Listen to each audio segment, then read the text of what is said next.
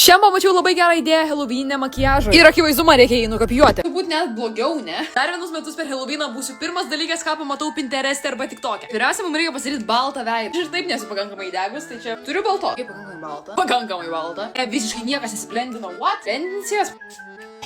Žinau, ką aš nusivalysiu makiažą. Žinau, ar baisiau yra tefliojimo būdas, ar tas faktas, kad šitiem dažam yra 3 metai ir kad jų galiojimas yra tikrai pasibaigęs. Taip, reikiautins po šito. Mes atrodom puikiai. Čia man taip niekas neišblendinta ir man taip sunku būtų nurodyti. Aš tikiuosi, man viskas bus gerai. Viskas čia taip blogai. Taip, aš darau iš naujo, baig. Aš misterijas atrodau, eiktis. Mano draugė rašo, kad jį yra atvažiavus ir man reikia išeiti, bet gaunas, kad aš atrodau va šitai. Taip, aš eilinį kartą nesitikėjau, kad viskas taip ilgai užtruks. Manau, kad pamažu gerinu situaciją. Dar nesu tikra, bet bus gerai. Akvilis sakyk, akvilis.